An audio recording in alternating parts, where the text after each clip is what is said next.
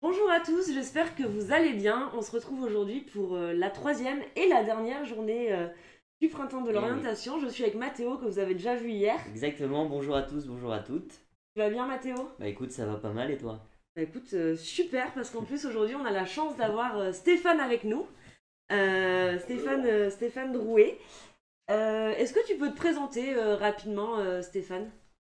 Bah, écoute, je m'appelle Stéphane Drouet, je suis dirigeant d'une entreprise de construction dans le bâtiment d'une centaine de salariés qui existe depuis 140 ans.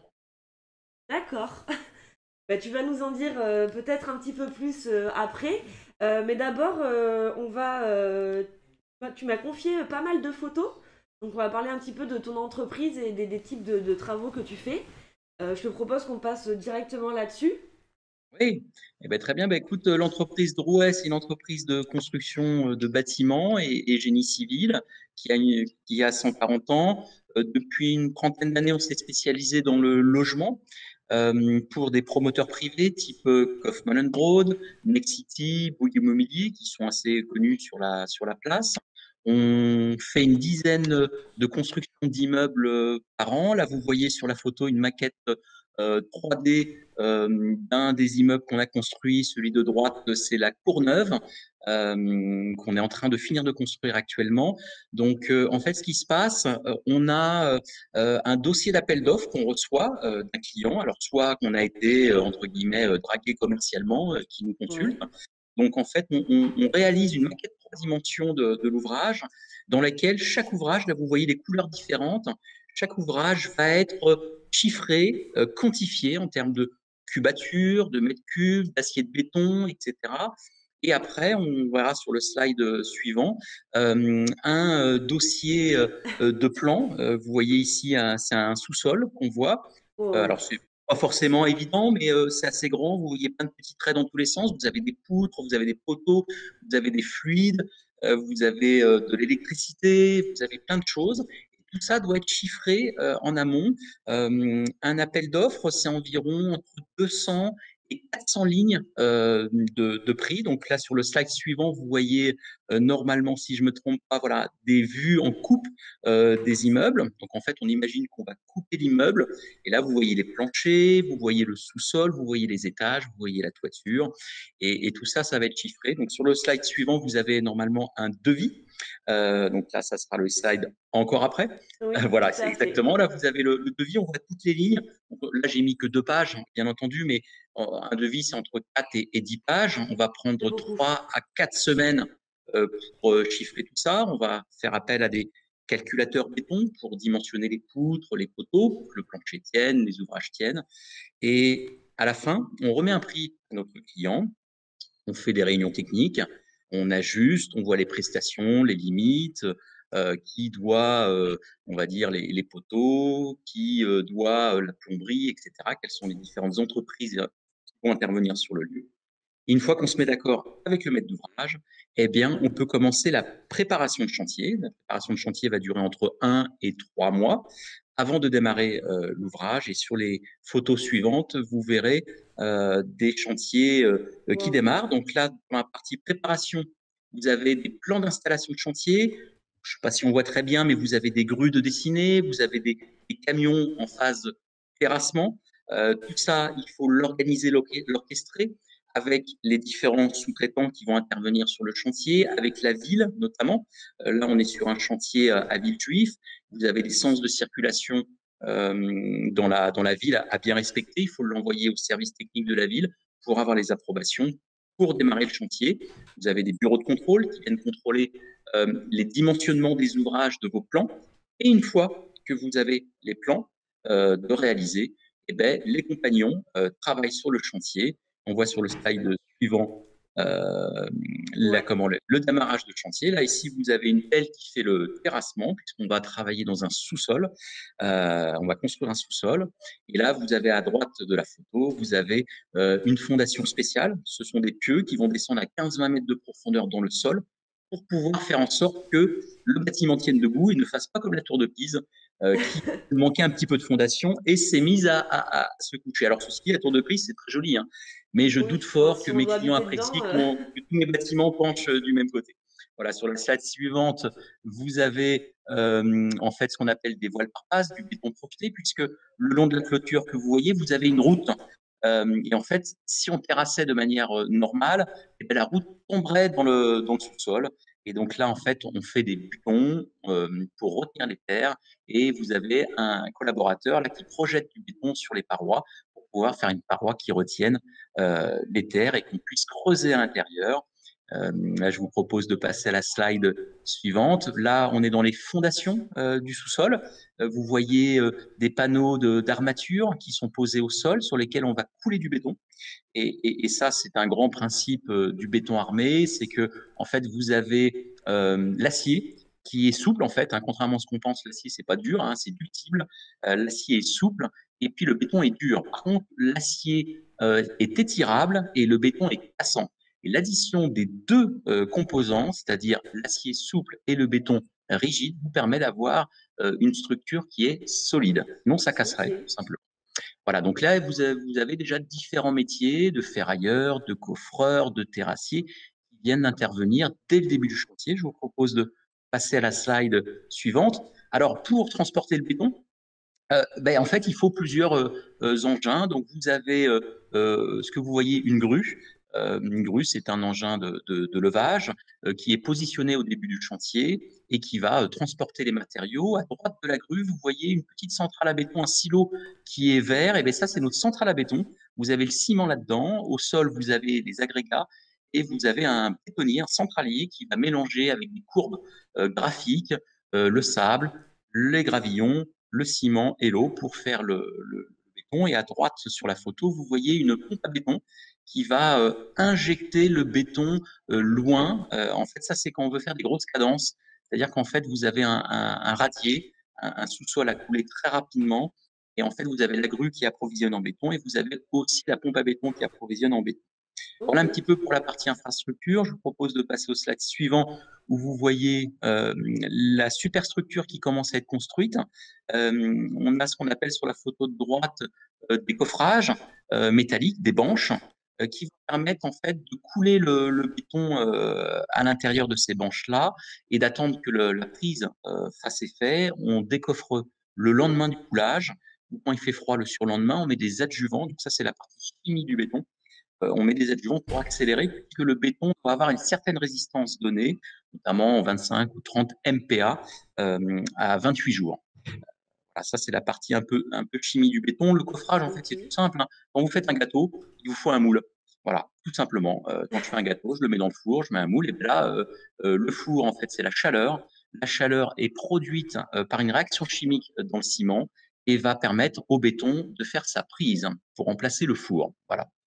On n'a Ok. rien inventé, hein. Le béton, ça a été inventé au 19e siècle par Vicat, mais ça a été notamment inventé réellement par les Romains avec la chaux, notamment. Vous avez des gros ouvrages qui ont été construits il y a plus de 2000 ans, ou il y a 1500 ans par les Romains, et on n'a rien inventé de plus.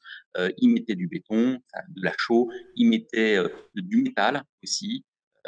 Voilà, en fait, c'est qu'une évolution de travaux ancestraux et de métiers ancestraux. Là, je Ok. vous propose de passer à la slide suivante, où là, on continue à avoir une grue, des planchers. Vous avez du coffrage, on va mettre le ferraillage sur les planchers, et puis après, on va couler. On a des incorporations à faire, notamment pour avoir de la lumière dans les logements, ben, il faut des câbles électriques, il faut des tuyaux de chauffage, et ça, tout ça, c'est de l'ingénierie qui est produite sur le chantier avec le maître d'œuvre d'exécution, les bureaux de contrôle qui viennent contrôler les plans et les ouvrages exécutés.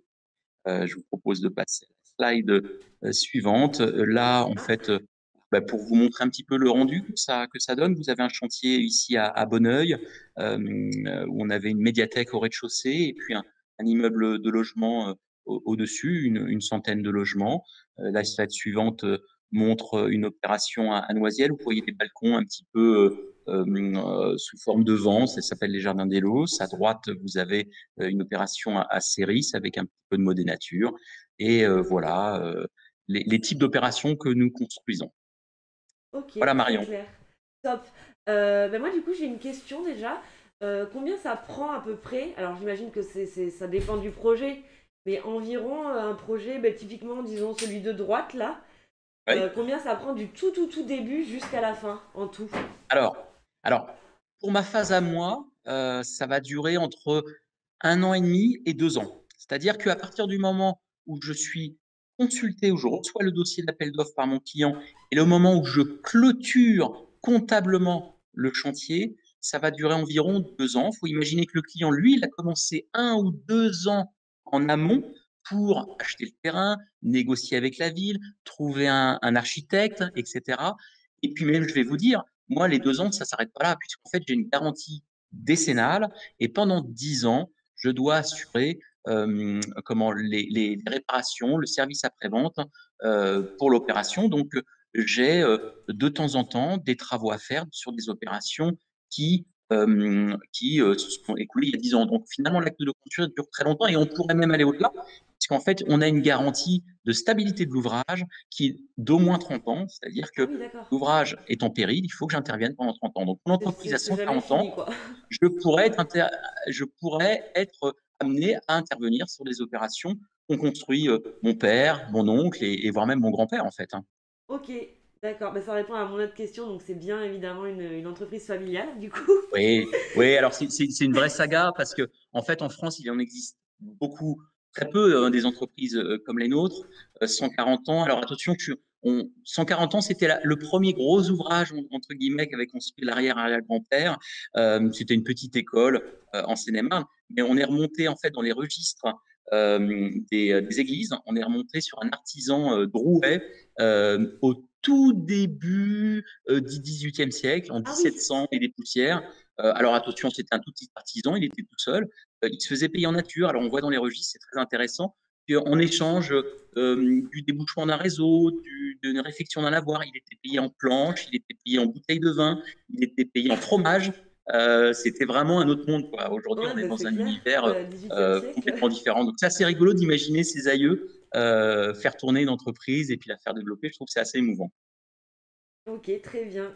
Mathéo, est-ce qu'on a des questions aussi peut-être dans le chat? Alors non, on n'a pas encore tout à fait de questions. Enfin, on en a une qui redemande quel métier est-ce que tu fais précisément, mais j'étais en train de y répondre dans le chat. Mais si peut-être tu veux ajouter quelques informations ou quoi, tu Et peux. oui, bah écoute, en fait, mon métier à moi, Stéphane Drouet, en fait, ça a été de reprendre une entreprise familiale et puis finalement de faire le travail d'animateur, parce que je suis président de l'entreprise, donc je rendais compte à mes actionnaires, je rendais compte à mes fournisseurs, je rendais compte à mes salariés, je rendais compte à mes banquiers, je rendais compte à des commissaires aux comptes, je rendais compte à tout le monde, en fait. Voilà. Président, en gros, ça rendait compte à tout le monde. Euh, et, euh, et en gros, voilà, un dirigeant d'une entreprise, c'est donner une direction, donner une vision, des objectifs à ses collaborateurs et imprimer des valeurs que je souhaite promulguer dans mon entreprise. Pour moi, j'ai choisi l'éthique, la bienveillance et la pérennité de l'entreprise. Une entreprise de 140 ans, vous imaginez que je ne suis pas là pour faire one-shot financier, comme certaines entreprises qui sont là pour faire des gains de productivité. Moi, je suis bien entendu là pour sécuriser mon entreprise et gagne de l'argent pour la sécuriser à long terme. Et moi, mon objectif, c'est de faire perdurer. En fait, je suis un passeur de relais entre des générations, tout simplement. J'ai mon Ok. père, mon oncle, mon arrière-grand-père, etc. Peut-être que mes enfants reprendront ou peut-être pas, mais l'essentiel au moins, c'est que le nom dure et que le relais soit passé. Mais je suis aussi un animateur. Un animateur, ça doit fluidifier le travail entre les collaborateurs, faire en sorte que les équipes s'entendent bien, qu'il y ait une cohésion d'équipe. C'est un peu, voilà, c'est le travail de tout manager finalement, que vous ayez une entreprise de 100 salariés ou que vous ayez une équipe de 4-5 personnes sous vos ordres. En fait, vous avez le travail d'animateur et à vous de savoir comment vous voulez l'animer. Est-ce que vous voulez l'animer dans la bienveillance, dans le dynamisme, dans le sourire ou un peu dans la coercition? Moi, j'ai fait le choix d'être dans la bienveillance. Ok, c'est très intéressant. Je sais pas si on a d'autres questions, Mathéo, parce que Alors moi j'en ai non, plein. pas pour l'instant. Ok. Vas-y, tu peux poser tes questions, Marie. Oui, merci Mathéo, c'est gentil. Alors, moi j'aurais voulu savoir, Stéphane, est-ce que tu as toujours voulu reprendre cette entreprise depuis que tu es jeune, ou est-ce que c'est venu peut-être plus après, ou comment ça s'est passé finalement, Alors, ce relais-là? ouais, voilà. Alors, je vais te raconter un peu un début de parcours. Voilà, j'ai fait une école générale, une première S scientifique, et puis j'ai échoué à cause des maths. Moyen en maths. Et puis, je cherchais une voie. Donc, mes parents m'ont orienté vers le bâtiment. Alors, bien entendu, mon père sûrement un petit peu intéressé, bien entendu. Et puis, j'ai découvert un univers vraiment passionnant, enfin, que je connaissais déjà, puisque depuis l'âge de tout petit, j'ai baigné dans cet univers-là. Mon père partageait un petit peu ses difficultés, il partageait un petit peu son travail. Et puis, souvent, le soir, en rentrant de l'école, j'étais à l'entreprise. Je jouais, je me souviens, dans les plans, etc. Enfin, j'avais 7 ans et c'est assez rigolo. Et donc, je me suis orienté dans le bâtiment, poussé par mes parents, bien entendu, parce que des fois dans la vie, on est toujours un petit peu poussé par sa famille. Et puis, univers vraiment très passionnant. J'ai fait une terminale STI, sciences et techniques de l'ingénieur, dans le bâtiment et le génie civil. Et puis, j'ai continué un petit peu mes études un peu plus tard.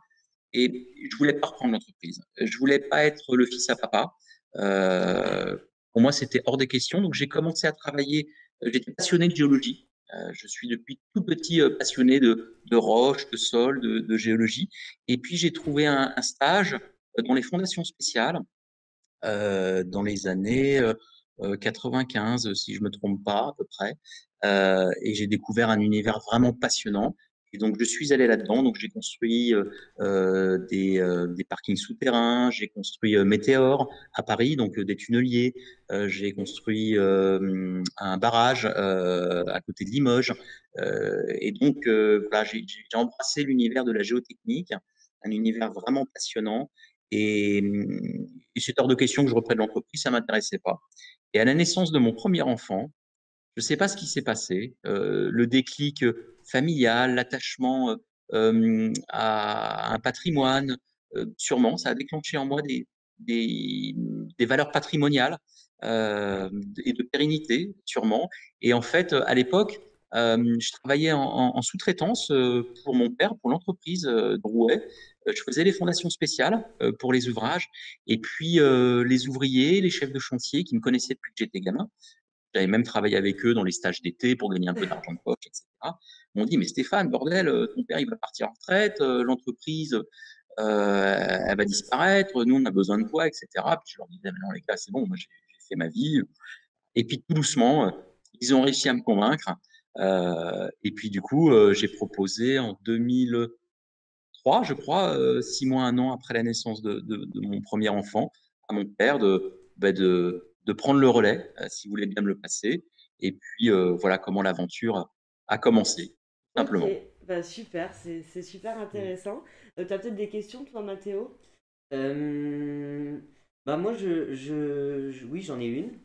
Tu as donné un petit peu des exemples de construction et de chantier que tu avais fait donc à Séris, à Villejuif. Est-ce que du coup c'est essentiellement basé en Île-de-France ou est-ce qu'il t'est arrivé aussi d'aller dans d'autres coins de la France? Non, non, non, sous l'entité de Rouet, non, non, on est vraiment en Île-de-France. On travaille dans un périmètre de 70-80 kilomètres autour du siège social, c'est-à-dire que le siège social est situé à côté de Coulommiers, en Seine-et-Marne.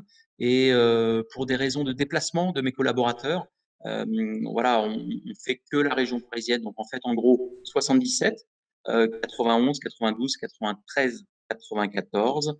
On ne fait pas de 75 et pas de 78 parce que ça fait quand même pas mal d'embouteillages. Avec le problème de la région parisienne, ce sont les embouteillages et les amplitudes horaires pour mes conducteurs de travaux, par exemple, sont assez importantes, mine de Ok. rien. Moi, j'ai une autre question encore. Désolée, hein, je vous laisse, hein. Euh, sur toutes ces images-là que tu nous as montrées, en fait, pour être sûr de bien comprendre, toutes les personnes qui travaillent, c'est eux tes employés. Alors, pas toutes, Voilà, pas c'est pas. toutes, Voilà. voilà, pas toutes, parce qu'en fait, moi, je travaille à ce qu'on appelle en corps d'état secondaire, en corps d'état séparé. C'est-à-dire qu'en fait, l'acte de construire, soit vous avez un maître d'ouvrage qui confie à une seule entreprise la réalisation de l'ouvrage, ça s'appelle une entreprise générale, qui va elle-même sous-traiter à d'autres entreprises parce qu'elle n'a pas forcément les compétences. Par contre, moi, je travaille sur des marchés en corps d'état séparé, ce qui fait que, en fait, vous avez un maître d'ouvrage qui nomme un maître d'œuvre d'exécution et qui va coordonner différentes entreprises. Donc, chaque entreprise, le gros œuvre, le maçon, moi en l'occurrence, va remettre un prix, le plombier va remettre un prix, l'électricien va remettre un prix, le couvreur va remettre un prix, le menuisier Ok. extérieur va remettre un prix, et puis en fait vous avez un chef d'orchestre, un pilote, coordinateur, un maître d'œuvre d'exécution qui va piloter, coordonner toutes les entreprises autour d'une table en réunion de chantier pour dire écoute, toi tu vas commencer tel jour pour faire telle tâche, etc. Donc en Ok. fait, sur les photos que vous voyez, il y a notamment pour les parties fondations qu'on voit sur les photos, là effectivement, il n'y a que des salariés de l'entreprise Drouet ou que des sous-traitants de l'entreprise Drouet.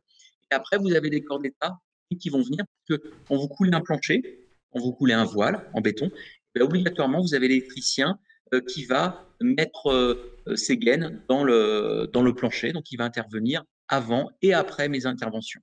Ok, très clair.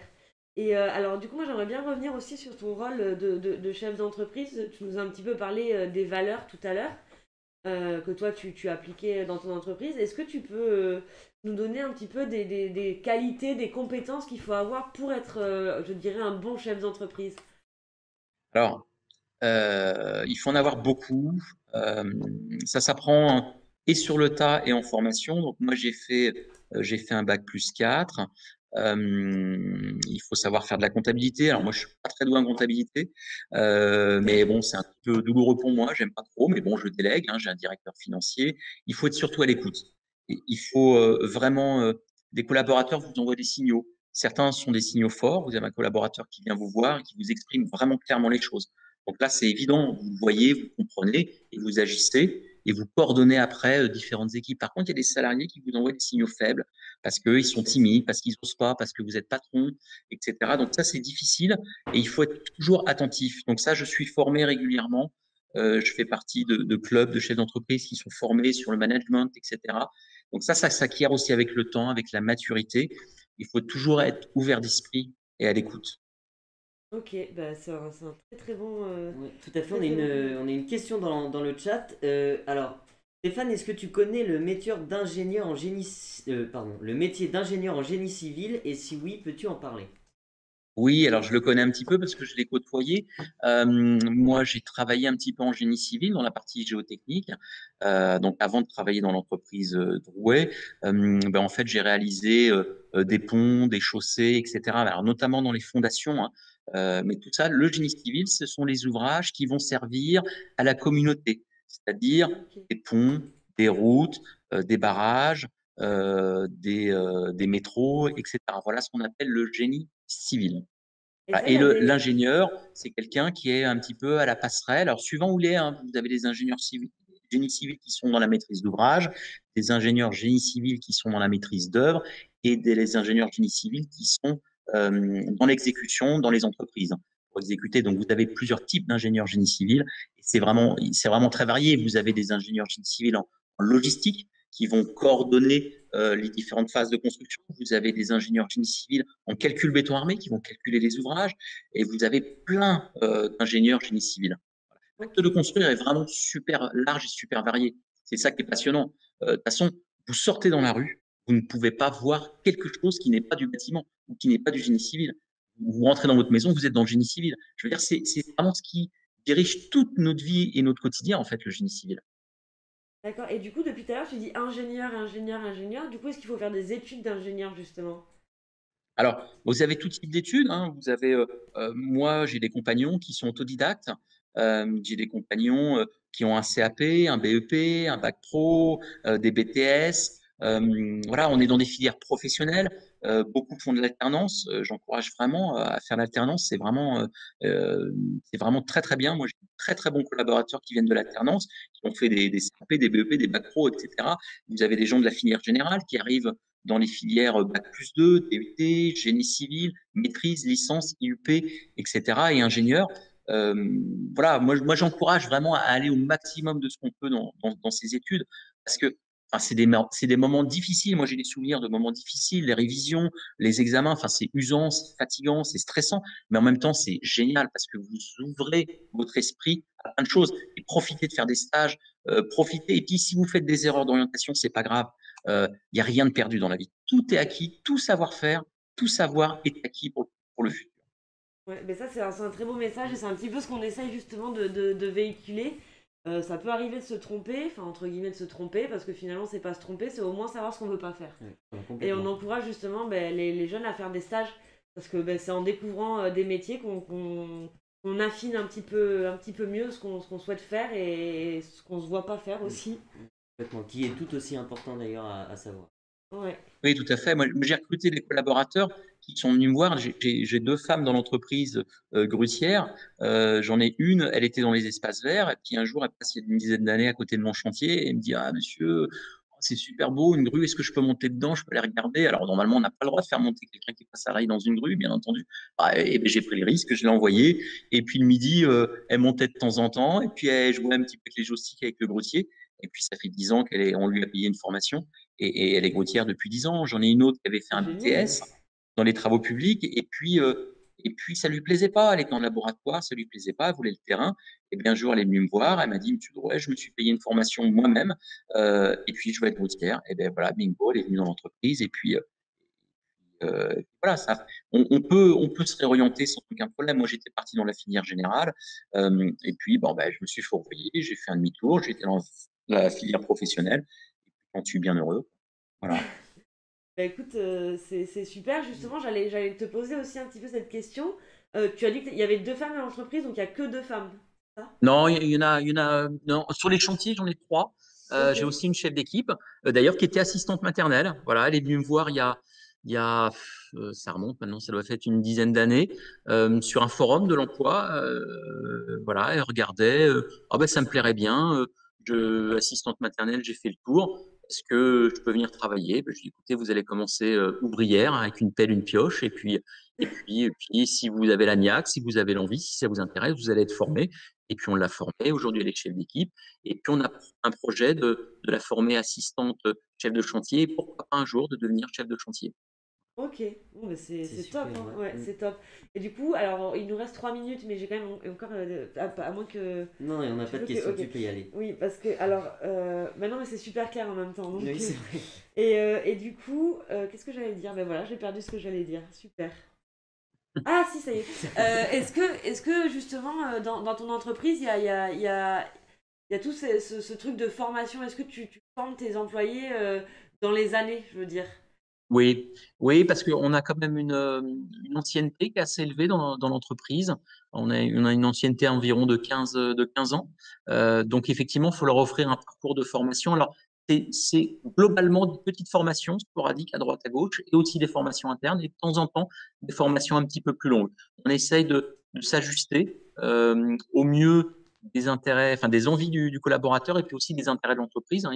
Et puis aussi des situations économiques. On a traversé, moi, ça fait 20 ans que j'ai repris l'entreprise à peu près, et j'ai traversé plusieurs crises, la crise de 2008, et là, on arrive dans une nouvelle crise, et des fois, ben, on renonce à des choses. Donc, des fois, on dit aux collaborateurs: Ben, écoutez, cette année, on ne fera pas de formation, on en fera peut-être l'année prochaine. Là, on essaye d'accompagner les personnes, il faut être à l'écoute et les accompagner dans la formation. Ok, super. Alors Mathéo, est-ce que toi tu as une question avant qu'on... Alors oui, j'ai une question que je me pose depuis tout à l'heure. Je me demande un petit peu quelles sont les plus grosses difficultés qu'on peut rencontrer sur un chantier. Ah, Ah, alors, c'est bon. je vais pas dépeindre une vision noire des chantiers parce que c'est pas une vision pessimiste, mais en fait, vous êtes là pour une résolution de problème. Vous avez un projet commun qui est de construire un ouvrage. Et donc, vous avez plein d'entreprises qui se mettent autour de la table. Mais chacun a des particularités. Vous avez le plombier, par exemple, dans le sous-sol, il a des évacuations des toilettes, il a des évacuations de douches à faire. Donc, vous imaginez une dizaine d'étages au-dessus du sous-sol dans lesquels il va falloir évacuer toutes ces eaux. Et ben, le plombier, lui, son point de descente des eaux va arriver en bas à un endroit donné. Et tout ce qu'il veut, c'est l'évacuer en ligne droite vers un point de sortie. Eh ben nous, on a des poutres partout dans tous les sens. Sauf que le plombier, il veut traverser nos poutres. Eh ben, une poutre, ça se traverse pas comme ça, sinon ça s'effondre. Et donc là, on arrive des fois à des accrochages avec le plombier parce que lui, il veut des lignes droites, il a des problèmes de pente à respecter, et puis moi, j'ai des problèmes d'acier dans mes poutres. Donc voilà, c'est ce genre de type de problème qu'on rencontre au quotidien. Chacun a des intérêts. Et en fait, c'est pour ça qu'il faut un chef d'orchestre pour dire: bah, écoutez, on va peut-être agrandir la poutre, on va peut-être dévier le réseau. Et en fait, toute cette ingénierie-là est à la disposition du maître d'œuvre d'exécution pour pouvoir obtenir l'évacuation du réseau d'eau. Ok. Donc en Super. fait, c'est des sommes de petits problèmes qui arrivent au fur et à mesure du chantier, puis on est là ensemble, coude à coude, pour les résoudre. Voilà ce que c'est que l'acte de construire. Ok, bah écoute, super. En tout cas, merci d'être venu, c'était super intéressant. On va passer avec Frédéric. Est-ce que tu as un petit mot de la fin, peut-être un petit conseil pour les jeunes qui nous regardent? Eh ben écoute, moi le mot c'est que j'ai embrassé une carrière dans le bâtiment et c'est vraiment du bonheur. C'est vraiment un métier où vous voyez ce que vous construisez. C'est-à-dire que moi, il y a 25 ans, euh, quand je passe en vacances du côté de Limoges, eh ben je regarde de temps en temps le barrage que j'ai construit quand j'étais gamin. Quand je vais à Marseille, j'ai une rocade que j'ai construite, enfin que j'ai participé à la construction. Eh ben, ça donne de la fierté. Et mes compagnons, que ce soit les ingénieurs ou que ce soit le manœuvre avec son balai, eh ben, il est fier de dire bah, regardez les enfants, regardez mes amis, j'ai construit ça. Et moi, je trouve que c'est vachement sympa de voir ce qu'on peut construire. Donc, c'est vraiment passionnant pour ça. Voilà le petit mot Ok, de la fin. super. Bah Je vous écoute, souhaite une excellente journée à tous. merci encore, très bonne journée à toi. Merci Merci, Marion. merci beaucoup Stéphane.